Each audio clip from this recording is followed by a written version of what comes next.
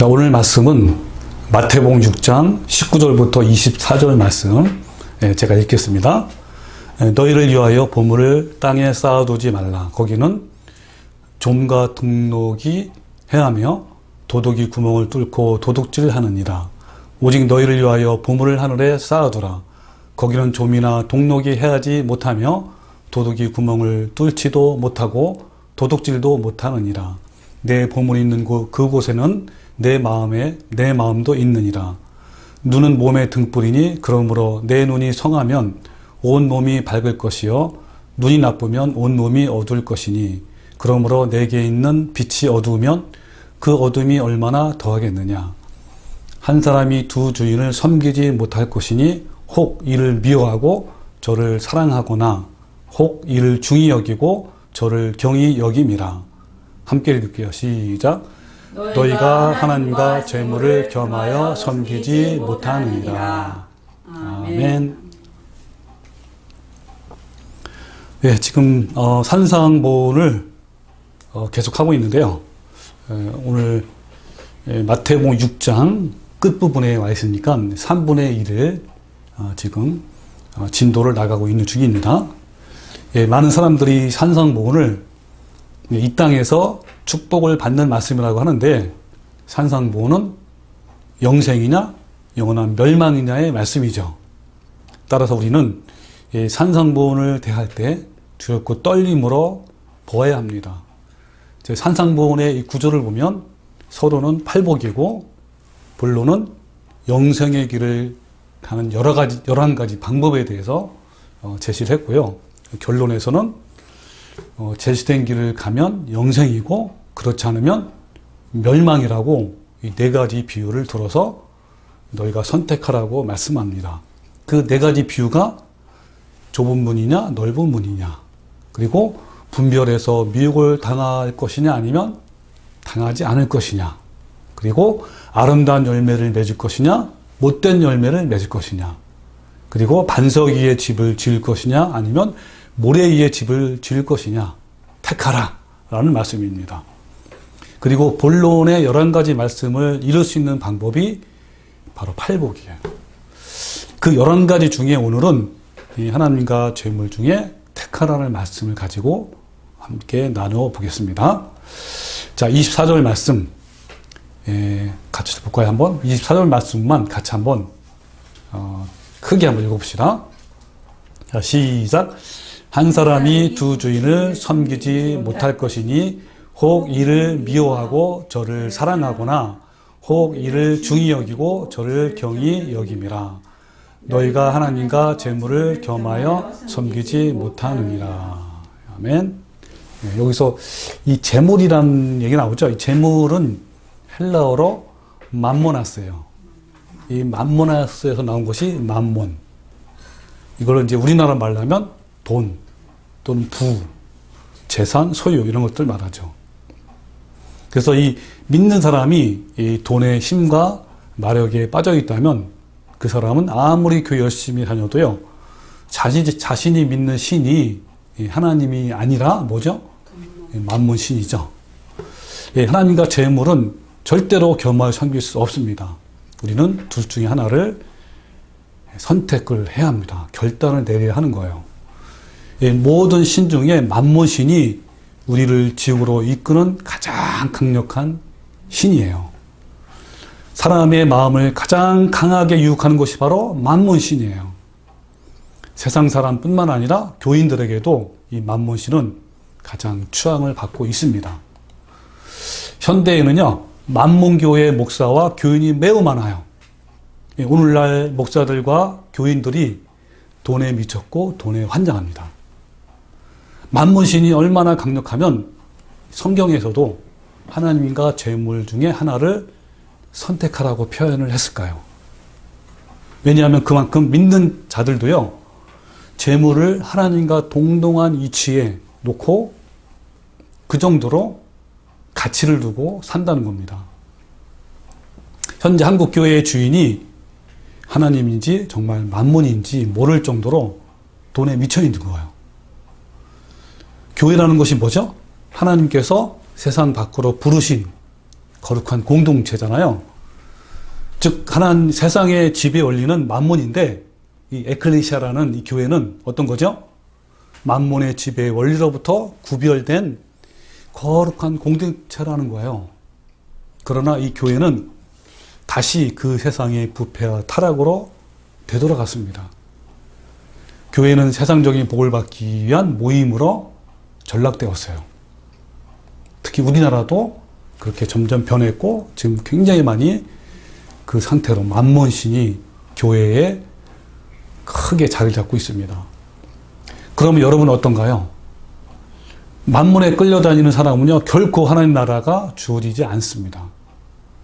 오늘날 만몬에 빠진 한국 교회의 민낯을 몇 가지 사례를 들어서 제가 드러내려고 합니다. 첫 번째로는 사사기 18장에 보면요, 구약판 목사 청빙 사건이 나와요. 여러분, 특히 이제 교회에서는 어디서 이제 목사님을 자기 교회로 이제 목회로 모시고자 하는 거를 뭐라고 부르냐면 청빙이라고 불러요. 청빙. 이 사사기 18장에 나오는 그 오늘날의 목사죠. 그때 당시는 뭐냐면 레위 지파. 그때 당시에 레위 지파가 제사장을 했고 제사를 지냈잖아요. 그래서 이제 그 레위 제사장이 현재는 목사에 해당이 됩니다. 그래서 28장에는요, 이 단지파가 가나안 땅을 아직 분배를 못 받았는데 가나안 땅 중에 에브람 산지에 있는 땅을 정탐하고 차지하는 내용이 나와요. 먼저 5명의 용사를 정탐꾼으로 보냈는데 그 정탐꾼이 미가라는 집에 유숙을 하게 됩니다. 근데 이 미가는요, 부모의 유산으로 부자가 되었어요. 그래서 그 집에 유숙하고 있는 이 정탐꾼들은 그 집에서 제사장을 수행하는 레위 제사장을 만나게 됩니다. 그래서 미가는 이 레위 청년이 이제 고백을 해요. 자기가 왜 이렇게 돌아왔는지 그 과정을 쭉 얘기를 하는데 어떻게 했냐면 미가라는 사람이 그 레위 청년을 고액의 연봉을 약속하고 그 집안에 제사장을 수행해달라고 이렇게 부탁을 합니다. 오늘날로 말하면 작은 교회를 운영하는 사람이 떠도는 목사를 이제 청빙한 것 같은 그런 위치예요. 그래서 사사기 18장 4절에 미가가 이러이러하게 나를 대접하고, 나가 누구냐면 레위 지파 제사장입니다. 대접하고 나를 고용하여 나를 자기의 제사장으로 삼았느니라 그랬습니다. 레위 제사장이 그 집에 에봇과 드라빔과 새긴 신상과 부어 만든 신상을 가져다가 제사를 한 거예요. 근데 그 결과요, 수많은 사람들이 몰려들기 시작한 거예요. 그 지역에서 유명해지고 헌금도 풍부해졌고 그 지역에 복이 많이 넘치게 된 거예요. 이때 이 단지파에서 정탐꾼 5명 용사들이 제사장이 있는 미갓집에 찾아온 것이죠. 그죠? 근데 그 집과 그 지역이 크게 부흥하고 부족한 것이 없고 부유한 부를 누리는 것을 보고 굉장히 놀란 거야, 이 정탐꾼 5명이. 그래서 사사기 그 18장 7절에 이런 말씀 나와요. 이에 5사람이, 이 5사람은 정탐꾼이에요.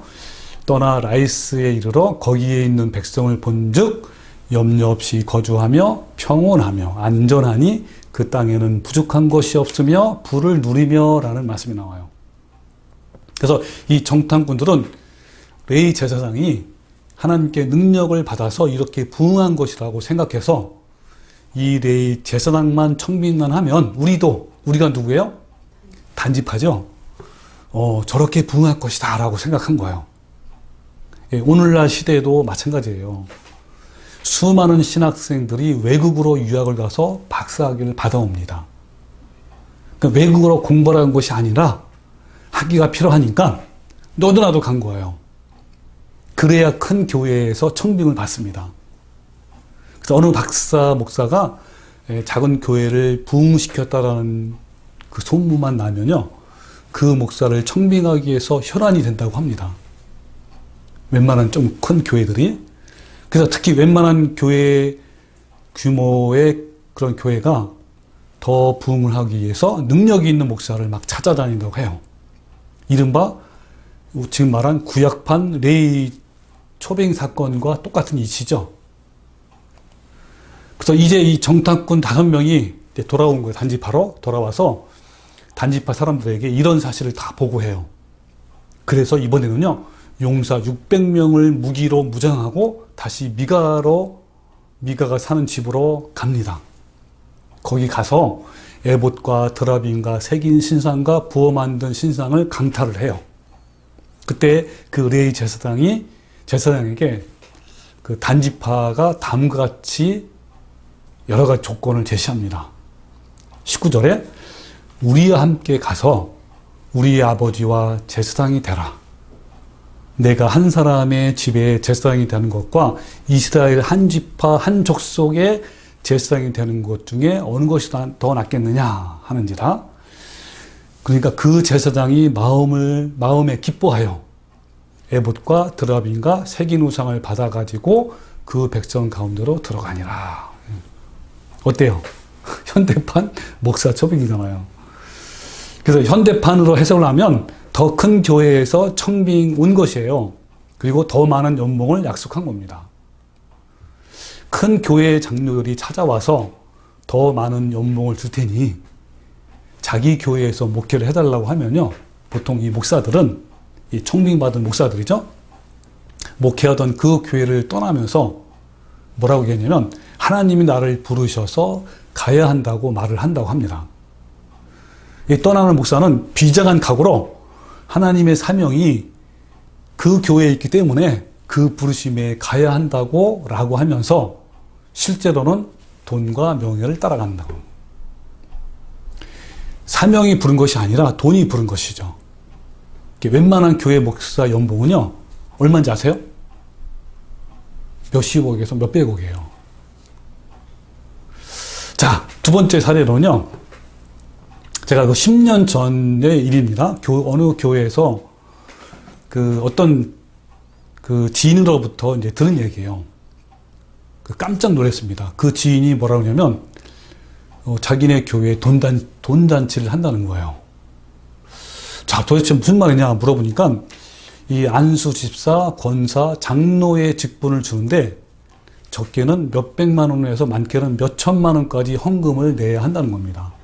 근데 자기네 교회는 뭐 몇천만 원이고요, 장로는 몇 억이래요.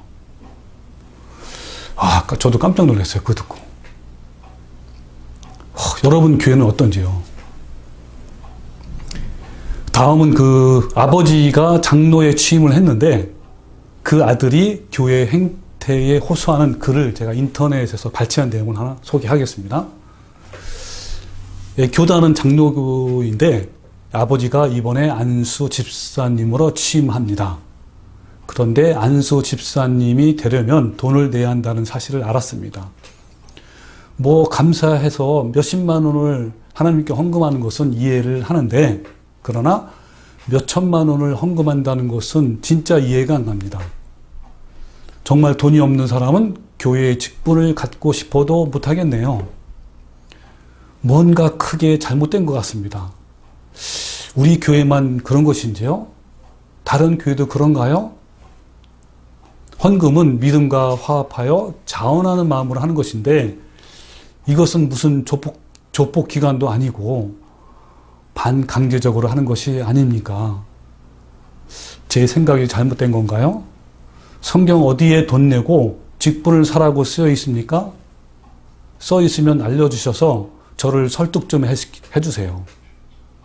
다른 교인들의 생각이 궁금합니다. 라는 말이 인터넷에 올라와 있습니다. 여러분 이 글을 읽고 어떻습니까?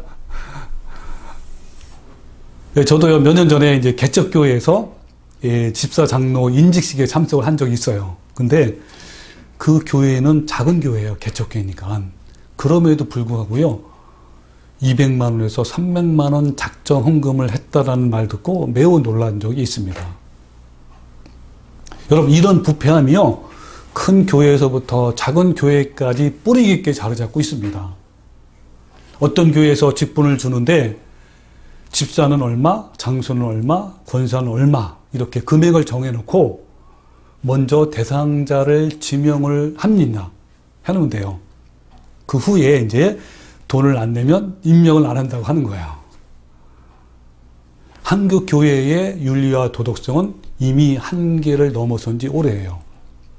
매스컴에서 종종 나오는 목회자의 성 문제, 성 스캔들, 그리고 물질 문제, 또 교회의 세습 문제, 또 교회에서 폭력, 그 다음에 뭐 분열 일어나잖아요. 이런 것들이요, 세상의 수준을 넘어섰어요. 여러분이 만약 이런 교회 현상이 정상적이라고 생각하면 그것은 여러분의 영혼이 이미 비정상적이라는 것을 증명하는 거예요. 여러분, 한국 교회 목사들과 교인들이 하나님이 아니라 만몬신을 섬기고 있다는 것을 대표하는 것이 뭔지 아세요? 일천번제예요.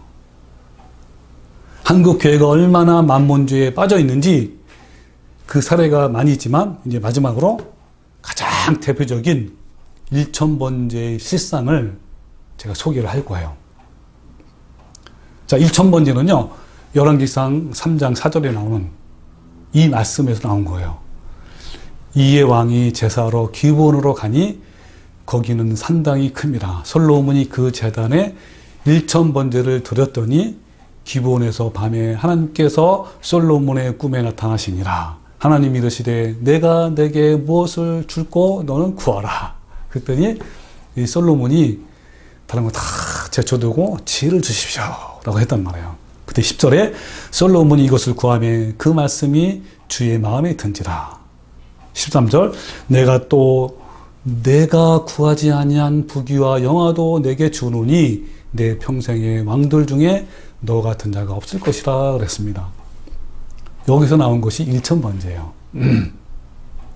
그래서 이 일천번제를 한 어떤 그 교회의 아내가 간증을 쓴 그 주간 신문에 쓴 내용이 있어요. 간증문을 읽어드릴게요. 저에게 일천번제는 삶의 큰 사건들과 함께한 증거이고 고백입니다. 그러니까 일천번제를 통해서 어떤 큰 사건이 있었는데 그것을 이제 고백한다는 거예요. 간증한다는 내용입니다.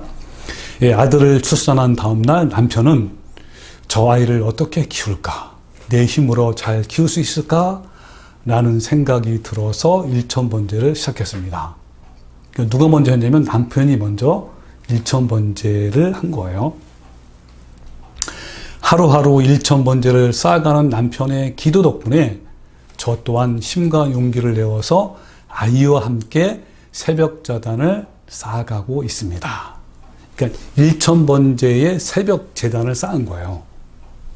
그 아이와 함께 잠이 덜 깬 아이와 함께 새벽 예배를 드리다 보면 칭얼거리는 아이 때문에 복도에서 예배를 드릴 때도 많고 무슨 말씀을 들었는지 도무지 생각나지 않을 때도 많이 있습니다. 그러면서 내가 지금 잘하고 있나? 아이가 클 때까지 잠깐 쉴까? 하는 생각도 하곤 합니다. 그럴 때마다 목사님께서 설교 중에 매일매일 드리는 기도가 쌓일 때 목사님이 하신 말씀이에요. 설교 쌓일 때 자녀들이 힘들고 외로운 삶의 어느 순간에 이 자리를 기억하고 하나님 품으로 나오는 힘이 될 것이다 라고 하신 말씀을 떠올립니다. 그러니까 설교 말씀에 목사님이 일천번제를 하게 되면 하나님께서 큰 고난 중에도 힘이 되고 축복을 준다라는 그 얘기를 한 거예요. 아이가 아플 때 또 남편이 사업이 어려움을 당할 때 제가 할 수 있는 일은 아무것도 없었습니다. 오직 기도밖에 없었습니다. 그럼 이 아내가 기도한 내용은 뭘까요? 어떤 내용으로 기도했을까요? 마음속에 떠올리죠, 그죠? 네. 당회장의 목사님의 말씀처럼 하루하루 하나님 앞에 엎드려 회개하고 간구하는 것밖에는 없습니다. 네. 무엇보다 감사한 것은 엎드려 소리쳐 기도하면 들어주시고 응답하시는 하나님이 항상 함께 하신다는 것입니다. 즉, 이 아내는 어떤 기도를 한 거예요? 강청 기도를 한 거예요. 예. 자기 아이가 잘 자라게 해달라고 기도한 거고, 남편이 사업이 잘 되게 해달라고 기도한 것이죠. 나보다 나를 더 잘하시고 더 좋은 길로 인도하시는 하나님께 감사드립니다. 저도요, 이 말을 많이 사용해요. 나보다 더 나를 잘하시는 하나님, 항상 신뢰감 있는 하나님, 그 얘기를 많이 하잖아요. 근데 이분은 이걸 가지고 또 이렇게 얘기하는 거예요. 그러니까 여러분이 늘 항상 좋은 말씀 한다고 거기에 넘어가면 안 돼요. 그분이 어떤 마음으로, 어떤 의도로, 어떻게 하는지 알아야 되는 거지, 저분 좋은 말씀 하네 하면서 꿀가닥 넘어가는 사람이 있어요. 자, 그러면서 또한 일천번제를 쌓을 수 있도록 은혜 주시고 저와 저희 가족을 축복하시는 하나님께 감사드립니다 라는 말씀으로 간증을 마칩니다. 여러분, 이런 간증은요, 현재 교회에서 흔히 볼 수 있는 일상적인 내용이에요. 이 간증 속에 한국 교회의 신앙의 이기와 타락상이 그대로 드러나 있습니다. 기복신앙, 말씀 없는 맹목적인 신앙, 그리고 말씀보다 목사들의 잘못된 가르침을 중요시하는 한국 교회의 타락한 모습인 거예요. 여기도 보면 이런 말 나오잖아. 매일매일 기도가 쌓여서 응답된다. 예. 여러분, 한국 교회는요 이미 난파선이 되었습니다. 일천번제의 헌금은요 난파된 한국 교회의 단면을 보여주는 사례예요. 이것은요 약 20-30년 전부터 일천번제라는 종교 행위가 등장을 했고요. 이제는 많은 교회들이 시행을 하고 있습니다. 정성으로 하나님을 감동시켜서 원하는 것을 얻고자 하는 의식입니다. 솔로몬이 하나님께 지혜와 부와 장수를 얻게 된 것은 일천번제를 들었기 때문이라고 하는 거죠. 헌금 봉투에 이름과 또 소원을 적어요. 그리고 매번 적는 거죠. 매번 작정한 헌금을 1000번 드리면 하나님께서 감동하셔서, 그러니까 1000번을 드리니 얼마나 지성이 감천이잖아요. 지성을 드린 거예요. 하셔서 소원을 들어주신다고 가르친 거예요. 이것은요 마치 부처가 3000배, 부처에게 3000배를 하잖아요, 사람이. 그걸 하는 것과 같은 것이고요. 또 사랑하는 연인에게 종이약 1000마리를 접는 것, 그리고 장미꽃, 백송이를 바치는 것과 같은 의미예요. 요즘 시대에는 이것을 좀 다양화시켰어요. 일천번제 헌금, 일천번제 새벽기도, 또 일천번제 예배,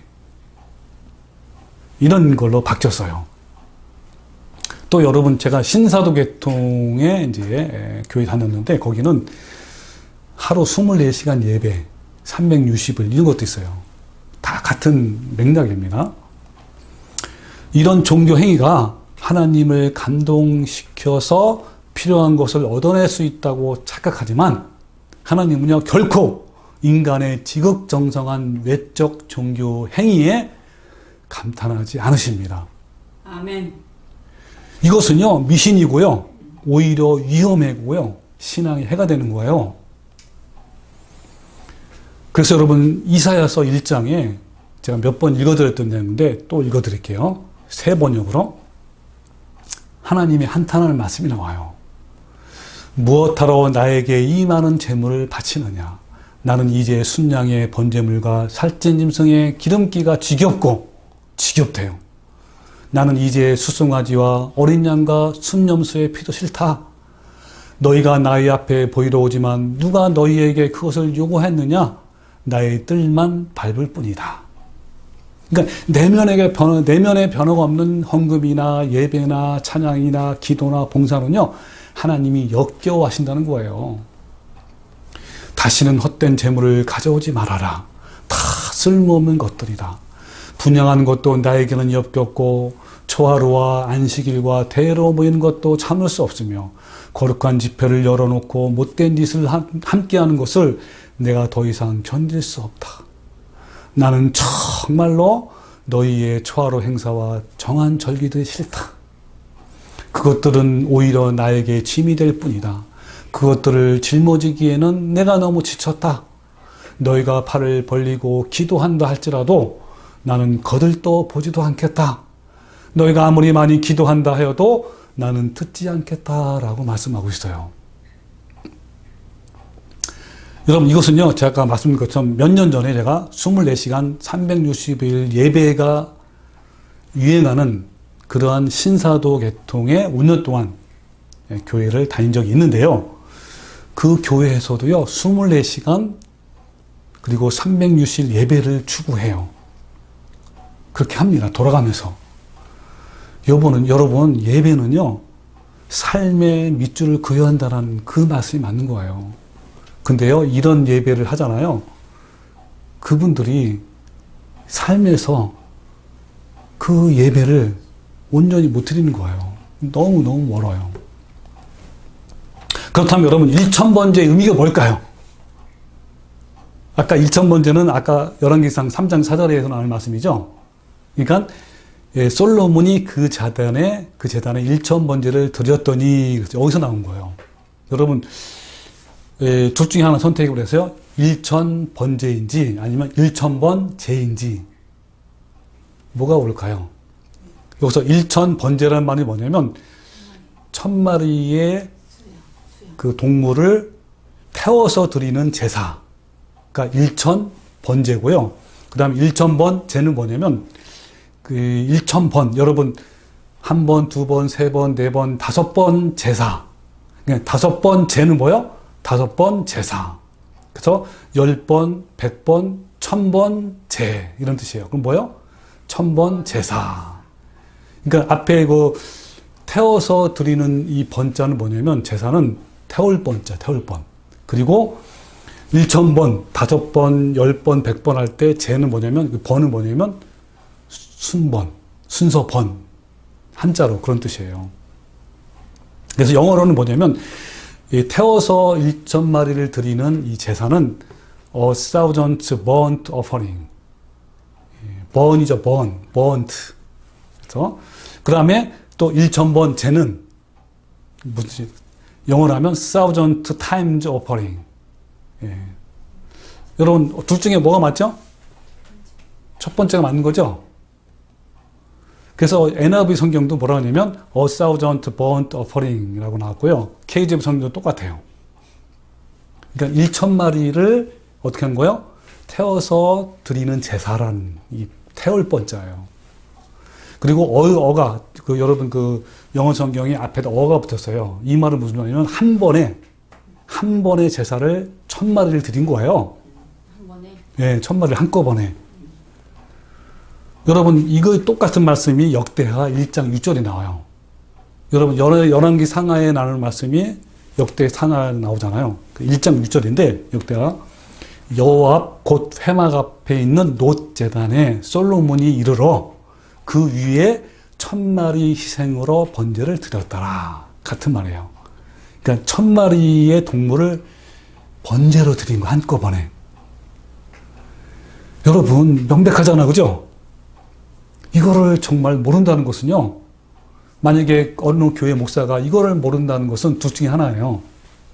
그러니까 1000번제를 한다는 것은 목사들이 말씀 연구를 잘하지 못해서 모르거나 아니면 알더라도 자신의 탐욕으로 이걸 진행을 하는 거예요. 여러분, 얼마나 황당합니까? 그래서요, 어떤 교회에서 그 1000번제를 주장하는 목사님에게 이 지금 방금 읽은 역대하 1장 6절 말씀을 보여주면서 어느 분이 성도가 아니 목사님 보십시오, 이게 잘못된 거 아닙니까? 라고 이렇게 말한 거예요. 그때 이 목사님이 뭐라고 했냐면 이렇게 얘기했대요. 솔로몬은 재력이 넉넉해서 한꺼번에 1000마리를 희생을 드렸지만 우리는 그렇게 부유하지 못하니까 하나님께 1000번에 걸쳐 나누어서 할부로 드리는 것입니다 라고 했대요.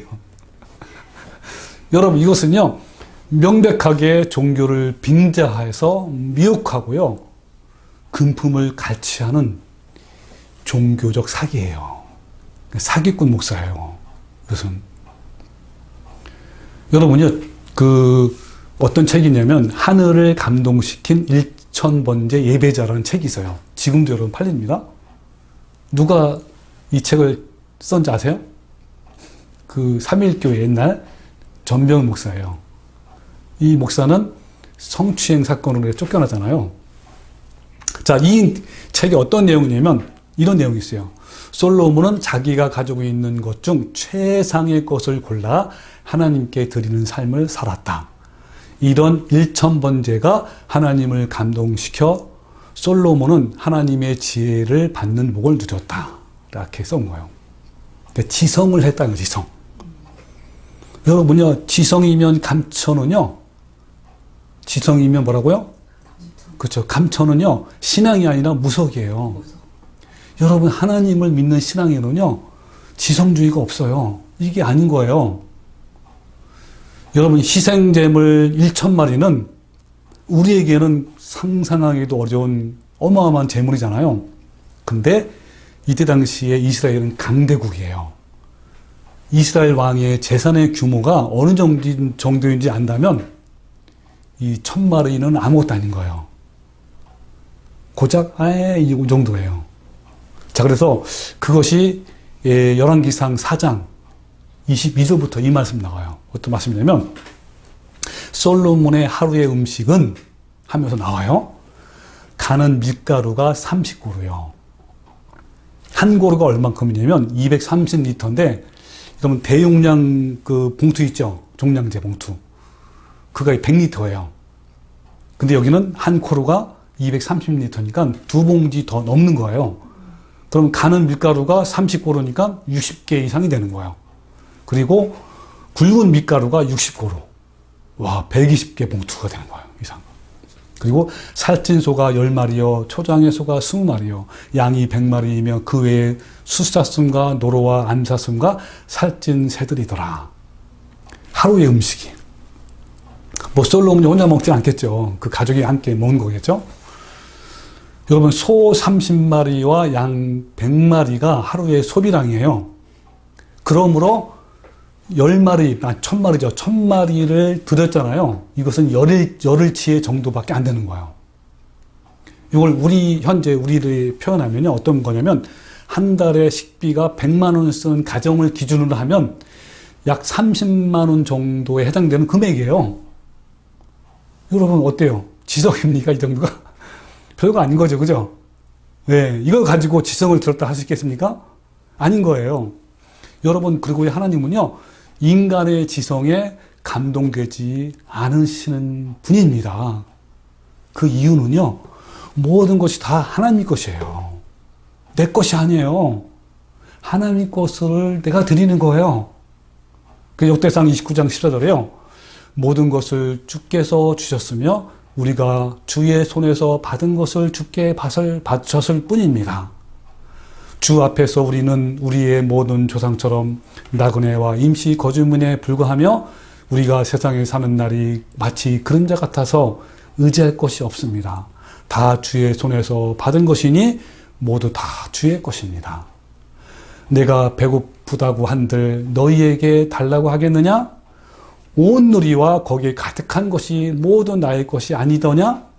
내가 숫소의 고기를 먹으며 순념소의 피를 마시겠느냐? 라고 말씀하고 있는 거예요. 안 받으시겠다는 거예요. 그렇게 한 것은. 다 내 것이란 말이에요. 그런 거예요. 그럼 여러분, 하나님이 받으시는 것은 뭘까요? 하나님은 어떤 것을 받으실까요? 여러분, 우리가 잘 알고 있는 호세아 6장 6절. 이 말씀은 어때요? 성경 전체를 꿰뚫고 있는 핵심 말씀이에요. 뭐라 그랬죠? 나는 인애를 원하고 제사를 원하지 아니하며 번제보다 하나님 아는 것을 원한다 그랬어요. 이거를요, 세 번역으로 하면 내가 바라는 것은 변함없는 사랑이지 그랬어요. 사랑. 예. 제사가 아니라 사랑이지 제사가 아니다. 그러면서 불살라 바치는 제사는 이게 뭐죠? 번제죠. 제사는 너희가 나 하나님을 알기를 더 바란다. 이것보다는 하나님을 더 알기를 바란다 그러죠. 여러분요, 1,000마리 번제보다 인애와 사랑과 긍휼과 자비를 원하는 거예요. 이걸 한마디로 표현하면 뭐죠? 아가페 사랑 아닙니까? 간단히 말하면 예수님이 성품이고 하나님의 거룩한 형상이에요. 그러니까 뭡니까? 삶에서 이루어지는 예수님의 성품이며 하나님의 거룩한 형상을 하나님이 원하시는 거예요. 하나님이 원하시는 것은요, 우리의 변화된 마음입니다. 이것이 바로 진정한 예배라고 로마서 12장 1절에 말씀하고 있죠. 너희 몸을 하나님이 기뻐하시는 거룩한 산 제물로 드리라. 이는 너희가 드릴 영적 예배니라. 그러므로 너희는 뭐요? 이 세대를 본받지 말고 오직 마음을 새롭게 함으로 변화를 받으라 그랬습니다. 여러분 여기서 거룩한 산 제물로 드리라는 말씀은 뭐라 하죠? 그렇죠? 자신의 죄, 자아죠. 이거를 죽이라는 말씀이에요. 좁은 길로 가는 자들은요, 날마다 삶 속에서 자신의 정욕과 탐심을 죽여야 하는 거예요. 그것이 가장 영적인 예배이며 진정한 예배라는 겁니다. 날마다 정욕과 탐심을 죽이는 영적인 예배는 삶의 현장에서 이루어져야 합니다. 이 세대를 본받는 사람, 그리고 마음을 새롭게 변화를 받지 못한 사람, 그리고 자아를 죽이지 않는 사람은요, 진정한 영적인 예배를 드릴 수가 없는 거예요. 이 당시에 솔로몬은 어때요? 자아가 죽고 마음이 새롭게 변화된 사람이에요. 인애와 사랑과 긍휼과 자비가 솔로몬의 마음속에 이루어졌기 때문에 하나님이 그 마음을 받으시고 그 복을 주신 거예요. 그래서 열왕기상 3장 13절에 내가 구하지 아니한 부귀와 영화도 내게 주노니 내 평생의 왕들 중에 너와 같은 자가 없을 것이라 하면서 뭐라 하냐면 내가 만일, 잘 보세요. 내가 만일 내 아버지 다윗이 행함같이 내 길을 행하며 내 법도와 명령을 지키면 내가 또 내 날을 길게 하리라. 장수하리라. 이러한 일은 복을 주겠다라는 겁니다. 공의를 행하면, 정의를 행하면 이게 뭐죠? 아까 말씀드린 인애와 자비와 긍휼과 사랑을 그죠? 마음에 이루어지면, 삶에서 이루어지면 그렇게 한다는 거예요. 미가서 6장에 정말 아주 리얼하게 말씀이 나와요.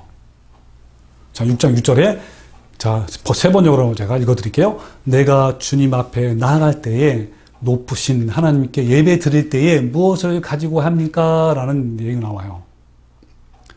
여러분, 그 하나님, 거룩하신 하나님 앞에, 그쵸?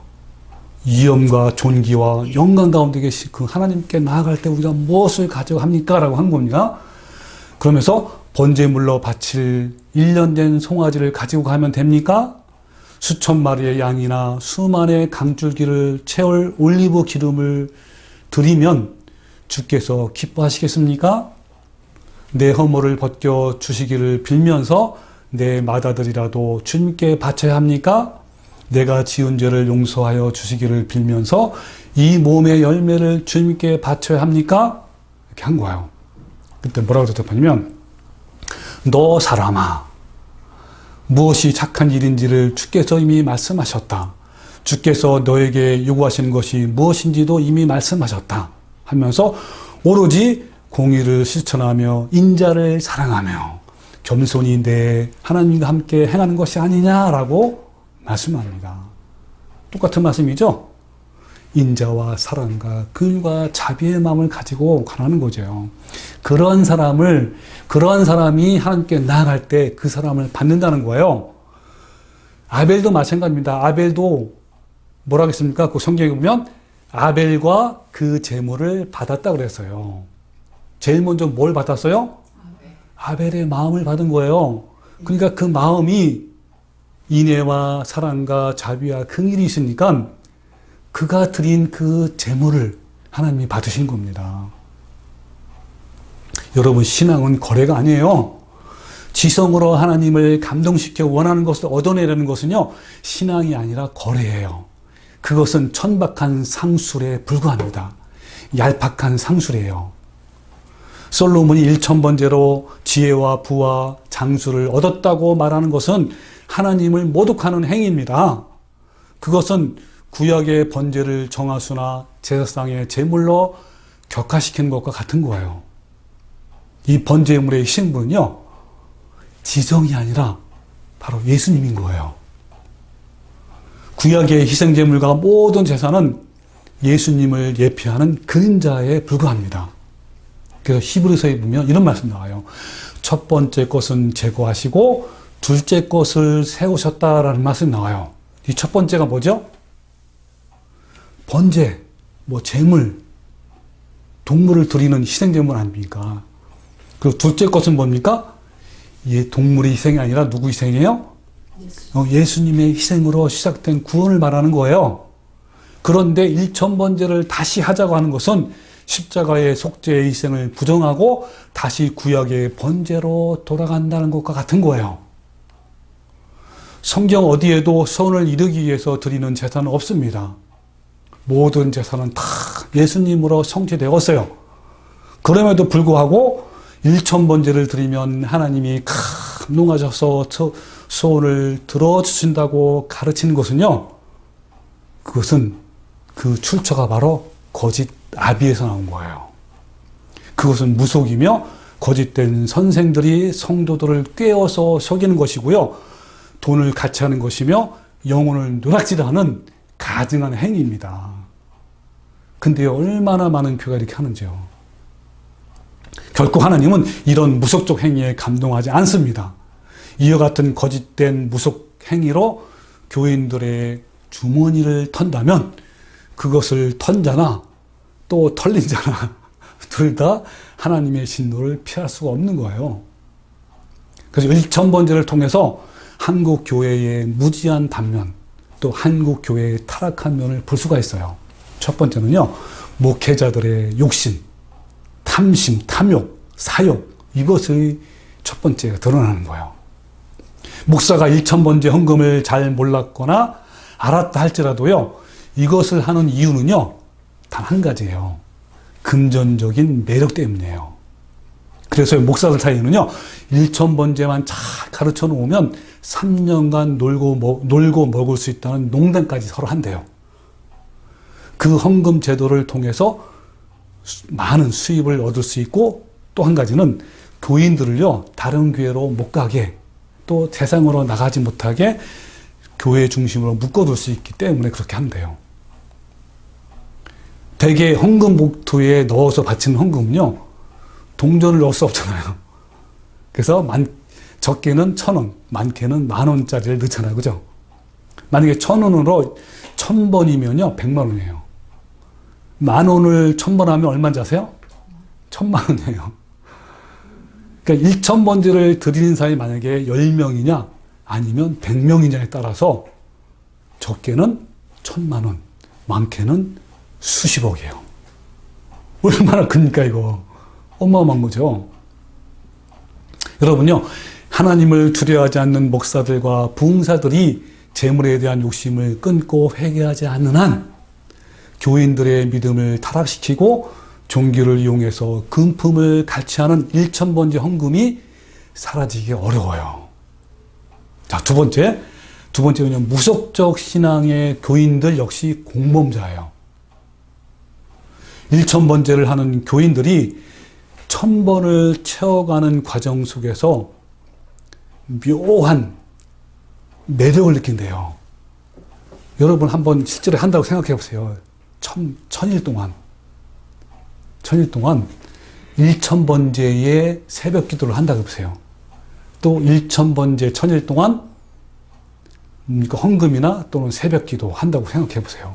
하루 하면서요, 그거를 늘 의식하고 생각하고, 야, 내가 지금 100일째야. 내가 500일째야. 하나님 나를 얼마나 대단하게 하실까. 이런 마음들이 생긴대요. 나에게 얼마나 축복을 줄까. 기대가 막 생기고요. 성취감 느끼고 막 이런데요. 저는 안 해봐서 모릅니다. 그래서 여러분 지난 설교에서도 제가 강조했지만, 이 하나님께 내 기도를 들어주실 때까지 끈질기게 기도하는 것이 잘못된 것은 아니잖아요. 문제는요, 잘못된 것을 끈질기게 기도해서 응답받겠다라는 겁니다. 정욕으로 쓰려고 끈질기게 헌금하고 기도해서 하나님을 감동시켜서 원하는 것을 얻어낼 수 있다고 믿는 것은요, 아까 얘기한 것처럼 돌부처나 고무 앞에서 3000배를 올리는 것과 똑같은 거예요. 성도들의 필요를 공급하고 교회를 세우기 위해서 하나님께 감사함으로 드리는 이 헌금 예배가 복을 받기 위한 수단으로 전락해버린 겁니다. 많은 목회자들이 헌금과 축복을 동일시하며 가르쳐요. 그러니까 헌금은 뭐예요? 축복. 같은 동일인 거예요. 헌금하면 축복. 이렇게 늘 여기도록요, 강조하고 설교하는 거예요. 그래서 헌금을 들어야 복을 받는다. 야곱처럼 별미 헌금을 드려야 축복을 받는다. 여러분, 야곱처럼 별미 헌금이 뭔지 아세요? 저도 몰랐는데, 이제 자료를 통해 아는 거예요. 이게 뭐냐면, 이 목사들이 이제 신방 가잖아요. 신방 가면, 거기서, 그 가정에서 목사님께 찔러주는 돈이 있어요. 뭐, 때로는 몇만 원, 몇십만 원, 뭐, 될 수 있고. 그리고 돈이 없는 사람은 뭘 주는 거예요. 목사님한테 뭐, 시골서는 뭐, 예를 들면 감자 한 박스 준다든지, 뭐, 예를 들면 이런 거예요. 이게 별미연금이에요. 야곱이 이제 그 아버지께 맛있는 별미 해가지고 주셨잖아요. 그래가지고 그 아버지가 너무 감동받아서 축복하자, 축복. 엄청난 축복 주잖아. 이거를 가지고 하는 거예요. 그리고 11조를 하면 복을 쌓을 곳이 없도록 부어주신다. 또 목회자를 잘 섬겨야 복을 받는다. 이런 말씀들을 은연 중에 설교 시간에 또는 여러 가지 통해서 얘기를 하는 거예요. 이 성도들에게 뭡니까?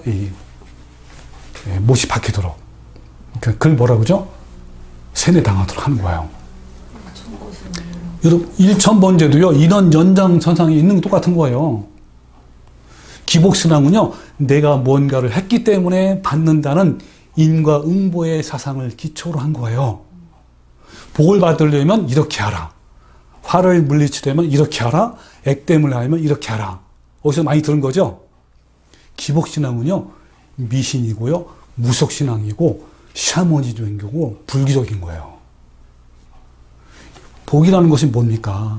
하나님께로부터 오는 거 아니에요. 인간은 복을 받을 만한 존재가 될 때 하나님이 그냥 주시는 거예요. 여러분, 진짜 복은 팔복이잖아. 그죠? 우리가 이제 팔복에 대해서 이제 몇 시간 동안 알아봤는데 유튜브 영상에 지금 올라와 있습니다.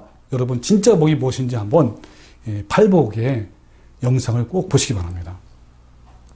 여러분, 일천번제로 사람들을 거짓으로 미혹하여 자신의 배를 불리는 이런 목사들은요, 당연히 지옥의 불심판을 받게 될 것입니다. 그리고 그것을 옳고 합당한 것이라고 그 곁에서 동조하는 자들 역시 지옥의 판결을 피할 수 없어요. 무리에서 속은 사람들 역시 비진리를 따른 엄중한 책임으로부터 자유로울 수가 없는 거예요. 그러므로 어때요? 눈을 크게 뜨고 여러분 분별하면서 자기 영혼을 누가 지키는 거? 자기 자신이 지키는 거예요. 여러분, 그래서 이런 교회를 탈출하십시오. 내 백성아 거기서 나와 그의 죄에 참여하지 말고 그가 받을 재앙을 받지 말라라고 요한계시록에 말씀하고 있습니다. 명령하는 거예요. 거짓된 목사들과 교회에서 탈출하고 자신도 거짓된 교인으로부터 탈출하십시오. 당신의 영혼은 아무도 지켜주지 않습니다.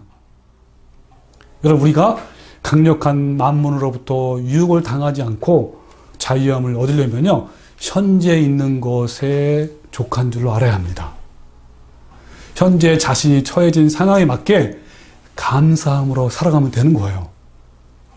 그래서 세례 요한이 물세례를 받으러 온 군인들에게 어떤 말을 하냐면요, 이런 말을 해요.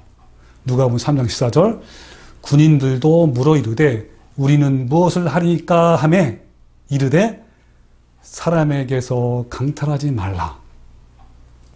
두 번째는 거짓으로 고발하지 말라. 세 번째는 받는 급료를 족한 줄로 알라. 이 세 가지가 다 뭐냐면 돈과 연결된 거예요. 그러니까 군인들의 악행들의 모든 원인이 다 돈이에요, 돈. 그러니까 강탈하지 말라는 거예요, 돈 때문에. 또 왜 고발을 하냐면요, 포상금을 받기 위해서 거짓 고발을 하는 거예요. 여러분, 교회 이 담임 목사가 만약에 탐욕이 생기면요, 정말 비극이에요. 어떻게든 성도들의 주머니를 갈취하기 위해서 모든 수단을 다 사용합니다. 그것도요, 하나님의 이름으로 요구를 하는 거예요. 작은 교회 목사는요, 그 상황에 맞는 급료에 만족해야 합니다. 여러분, 바울과 디모데도 뭡니까? 목회자 아닙니까? 바울과 디모데가 뭐라고 얘기했냐면요, 디모데전서 6장 8절에 우리가 먹을 것과 입을 것이 있은즉 족한 줄 알 것이라 그랬어요. 이 자족하는 마음은요, 목회자뿐만 아니라 우리 모두에게 필요한 마인드예요. 만몬의 마음이 뺏기면요, 그리고 극복하지 못하면요, 세 가지 치명적인 단계를 겪게 돼요. 자, 오늘 본문 말씀에 있는 내용입니다. 첫 번째는 마음이 뺏겨요. 그래서 오늘 본문 21절에 내 보물이 있는 그곳에는 내 마음에도 있느니라. 내 마음에 있느니라 했어요. 여러분, 우리는요, 이 땅에 잠시 머물고 있는 나그네이며 외국인이에요. 나그네의 마음과 소망은요, 오직 이 땅이 아니라 어디 있어요? 하늘나라에 있는 거예요. 그래서 이 땅에서의 향락과 재물에는 관심이 없습니다. 그냥 현재 있는 것에 만족하며 그 상황에 맞게 감사함으로 사는 거예요. 누가요? 나그네로 사는 사람이에요. 자신이 지금 재물 때문에 불안해하고 마음이 빼앗기고 있다면 급히 회개하고 돌이켜야 합니다. 하나님께 소망을 두어야 하는 거예요. 마음은요, 이 마음, 무릇 지킬 만한 것이 뭐예요? 마음이잖아요. 이 마음은 행복과 편안이 결정되는 장소입니다. 근데 이런 마음이 돈에 빼앗기면 귀한 것들을 다 빼앗기는 거예요. 이 두 번째 단계는 영혼의 빛을 빼앗깁니다. 그래서 22절에 눈은 몸의 등불이니 그러므로 내 눈이 성하면 온몸이 밝을 것이요 눈이 나쁘면 온몸이 어두울 것이니 그러므로 내게 있는 빛이 어두우면 그 어두움이 얼마나 더하겠느냐 그러죠. 마치 눈이 밝지 않으면 어때요? 모든 것이 불편한 것처럼 마찬가지로 영혼이 만몬으로 어두워지면, 돈의 눈이 어두우면 모든 것에 다 나쁜 영향을 미쳐요. 그 모든 것이 뭐죠? 영혼, 육, 전인격이 다 해를 미치는 거예요. 육신적인 건강이나 또 정신적인 건강도 다 해치는 거예요. 영적으로도 혼미해지면서 진리를 올바르게 분별하지 못하고 신비주의나 거짓교리에 잘 빠집니다. 성경 말씀을 봐도 잘 이해가 안 돼요. 영혼의 분별력을 잃어버려서 계속 그냥 탐욕의 마음으로 살아가게 되는 거예요. 3단계는요, 결국 하나님을 잃어버리게 되는 겁니다. 24절에 한 사람이 두 주인을 섬기지 못할 것이니 혹 이를 미워하고 저를 사랑하거나 혹 이를 중히 여기고 저를 경히 여김이라. 너희가 하나님과 재물을 겸하여 섬기지 못하리라 그랬습니다. 누구든지 두 주인을 절대로 섬기지 못합니다. 하나님과 재물 중에 하나를 선택해야 하는데 3단계에 오게 되면요, 대부분 재물을 겸하여 섬기게 돼요.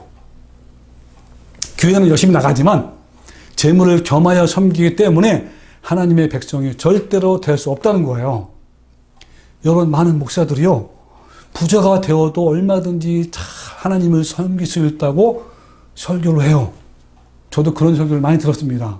그러면서 아브라함이 당시에 족장이다, 아브라함은 그 당시에 큰 부자였다고 막 강조해요.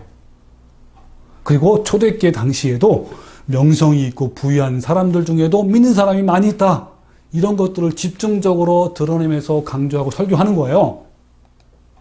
그러면서 예수를 잘 믿으면, 여기서 예수를 잘 믿는 게 뭐냐면요, 교회 열심히 충성하면, 헌금을 잘하고 전도 많이 하고 열심히 기도하면, 이런 거예요. 하나님께서 우리를 아브라함처럼 축복해 주셔서 부자가 될 수 있다라고 가르치는 거예요. 그러나 이것은 철저히 성경을 왜곡한 겁니다. 오늘 본문 말씀에도 뭐라 그랬죠? 절대로 두 주인을 섬길 수 없다고 둘 중에 하나를 택하라고 하잖아요.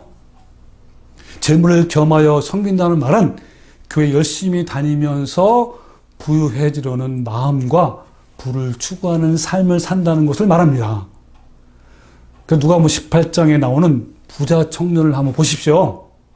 이 부자 청년은요, 영생을 얻으려고 예수님께 찾아왔습니다.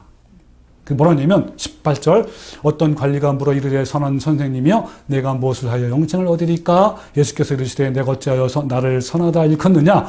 하나님 한 분 외에는 선한 이가 없느니라. 내가 계명을 안 하니 간음하지 말라, 살인하지 말라, 도둑질하지 말라, 거짓 증언하지 말라, 내 부모를 공경하라 하였느니라. 여짜오되 이것을 내가 어려서부터 다 지켰나이다. 이때 예수님께서 이 말을 들으시고 이르시되 뭐라 했죠? 내가 아직도 한 가지가 부족한 것이 있다. 내게 있는 것을 다 팔아 가난한 자들에게 나눠주라 그런 거예요. 그러면 하늘에서 내게 보화가 있으리라. 그리고 와서 나를 따르라 하시니 그 사람이 큰 부자이므로 이 말씀을 듣고 심히 근심하더라 그랬어요. 그러면서 예수님께서 제자들에게 뭐라고 했냐면 재물이 있는 자는 하나님 나라에 들어가기가 얼마나 어려운지 낙타가 바늘귀로 들어가는 것이 부자가 하나님 나라에 들어가는 것보다 쉬우니라 그랬습니다. 여러분, 예수님이 왜 그 부자 청년한테 내 소유를 다 팔아 가난한 자에게 풀어주라고 했는지 아세요? 여기에 나오는 부자 청년은 정말 매우 불행한 청년이에요. 예수님은요, 이 청년이 돈에 완전히 마음이 빼앗긴 것을 아는 거예요. 이 청년은 탐욕으로 재물의 노예가 된 상태에 있는 거예요. 그러니까 돈에 마음이 뺏기면 절대로 예수님을 따를 수가 없어요. 그래서 예수님은 청년이 실족하지 않게 하기 위해서 불쌍히 여기는 마음으로 그 재물을 다 팔아서 나눠주라고 한 거예요.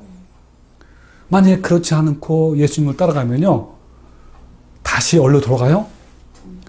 재물로 돌아가는 거예요. 절대로 따를 수 없는 거예요. 그래서 그런 겁니다. 그리고 이 말씀에 나오는 바늘귀는 과장된 말씀이 전혀 아니에요. 재물의 탐욕이 가득한 사람이 한나라에 들어가는 것은요, 낙타가 바늘귀로 들어가는 것보다 훨씬 어렵다고 예수님이 분명하게 말씀하는 거예요. 즉 만몬신을 추구하는 교회는요, 천국 백성이 되는 것이 불가능하다라고 강조한 겁니다. 그 디모데후서 4장 10절에요. 대만은 이 세상을 사랑하여 나를 버리고 데살로니로 갔고 라는 말씀이 있어요. 여러분, 기록에 의하면요, 바울의 동역자 중에 우표는 디모데이고요, 좌표는 데마라고 합니다. 한때 데마는요, 바울과 함께 이방인을 전도하는 위대한 사역자였어요. 그런데 어떻죠?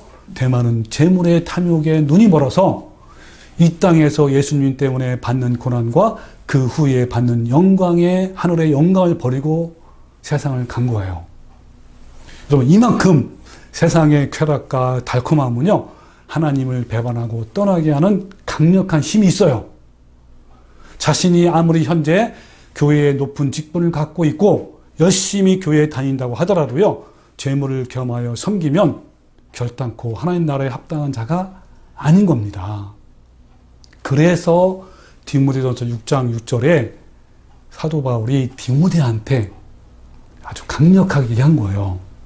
뭐라냐면 자족하는 마음이 있으면 경건은 큰 이익이 되느니라. 우리가 세상에 아무것도 가지고 온 것이 없음에 또한 아무것도 가지고 가지 못하리니 우리가 먹을 것과 입을 것이 있은즉 족한 줄로 알라 그랬어요. 족한 줄로 알라. 그러면서 뭐라 했냐면요, 부하려 하는 자들은 무슨 말이죠? 그러니까 족한 줄로 모르는 자예요. 현재 있는 거. 그런 자들이 바로 부하라는 자입니다. 이런 자들이 시험과 올무와 여러 가지 어리석고 해로운 욕심에 떨어지나니 그래서요. 와, 곧 사람으로 파멸과 멸망에 빠지게 하는 것이다 그랬습니다. 여러분, 파멸과 멸망에 빠지는 게 뭐죠? 영원한 지옥 심판이에요. 여러분, 아무리 믿는 사람, 아무리 사역자라도요, 대만은요, 위대한 사역자였어요. 근데 어때요? 부활하는 자들처럼 세상을 따라간 거예요. 그러니까 뭡니까? 그 사람에게는 파멸과 멸망이 남아있는 겁니다. 지옥 심판이 남아있는 거예요. 그러면서 뭐냐면 돈을 사랑함이 일만하게 뿌리. 여러분, 일만하기라는 뜻이 뭐냐면 수없이 많다는 거예요. 그거의 뿌리가 다 돈을 사랑하는 게 나온 거예요. 이것을 탐내는 자들은 미혹을 받아 믿음에서 떠나 많은 근심으로써 자기를 찔러도다. 많은 근심. 돈 때문에 불안해 한다는 것은 뭘 증명하는 거죠? 돈을 사랑하고 있다라는 것을 의미하는 거예요. 그러면 또 뭐냐면 오직 너 하나님의 사람아, 누구한테 얘기하는 거예요? 디모데한테. 사람아, 이것들을 피하고 의와 경건과 믿음과 사랑과 인내와 온유를 따라라. 그리고 뭐냐면 믿음의 선한 싸움을 싸우라. 같은 말이에요. 그죠? 또 영생을 취하라. 같은 말이에요. 결국은 뭡니까? 예수님의 거룩한 성품을 가지라. 이 말 아닙니까? 여러분, 자족하는 마음을 갖는 것은 매우 중요합니다. 지금 있는 것에 만족하고 주어진 것에 만족하십시오. 아멘. 특히 마지막 환난 때에는 이런 정신이 매우 중요합니다. 여러분이 경건하고자 한다면 반드시 조건이 있는데 바로 자족하는 마음인 거예요. 돈을 사랑하는 것에서부터 빨리 피하고요. 의와 경건과 믿음과 사랑과 인내와 온유를 따르며 믿음의 선한 싸움을 싸우십시오. 아멘. 그래서 빌립보서 4장 12절에 바울은 뭐라 하냐면요. 자기를 고백합니다. 뭐라 하냐면 나는 비천에 처할 줄도 알고 풍부에 처할 줄도 알아. 모든 일 곧 배부름과 배고픔과 풍부와 궁핍에도 처할 줄 아는 일체의 비결을 배웠느니라 하면서 내게 능력 주시는 자 안에서 내가 모든 것을 할 수 있다라고 했습니다. 여러분, 내게 능력 주시는다는 말씀에서 이 능력은 뭐죠? 그렇죠. 배고픔과 궁핍에도 자족할 수 있는 능력을 말하는 거예요. 그런데 많은 목사들이 이 말씀에서 능력을요, 어떤 신비한 기적이나 이적이나 은사의 능력 등으로 생각합니다. 그래서 어떻게 해요? 하나님께서 나에게 이런 능력을 주시면 내가 모든 것을 할 수 있으니까 그 능력을 달라고 열심히 부르짖고 간구하는 거예요. 이 얼마나 어처구니 없는 일입니까? 이 능력은요, 어떤 상황이든지 자족하며 감사할 수 있는 능력을 말하는 거예요. 여러분, 이런 능력이 우리에게 얼마나 필요합니까? 여러분도 이 능력을 구하고 여러분 자신의 삶 속에서 적용하십시오. 바로 이 능력이 하박국 선지자의 능력이기도 합니다. 이 하박국은 뭐라고 간증합니까? 3장 17절에 비록 무화과나무가 무성치 못하며 포도나무에 열매가 없으며 감람나무에 소출이 없으며 우리의 양이 없으며 외양간에 소가 없을지라도 나의 구원의 하나님으로 인하여 기뻐하리라 라고 말씀하는 것이 바로 바울의 마음과 똑같지 않습니까? 우리에게도요, 어떻습니까? 하나님께서 이러한 권능과 빛과 진리와 평강을 주시니까 우리도 어때요? 어떤 상황에도 자족할 수가 있어 없어요? 자족할 수가 있는 거예요. 그래서 여러분, 우리는 이 땅에 잠시 머무고 있는 나그네이며 외국인입니다. 나그네의 마음과 소망은 이 땅이 아니라 오직 하나님 나라에 있는 거예요. 그래서 이 땅에서의 향락과 재물에는 별로 관심이 없습니다. 그냥 현재 있는 것에 만족하며 그 상황에 맞게 감사함으로 사는 거예요. 우리 안에서 끊임없이 올라오는 만문의 욕심을 십자가의 못을 박아서 끊어내고 내 지금 있는 것에 여러분 만족하며 감사합시다. 아멘. 우리 모두 이 땅에 살면서 현재 만족하고 감사하는 나그네로서 저 천국만을 소망하는 성도가 되시기를 주님의 이름으로 축원합니다. 아멘.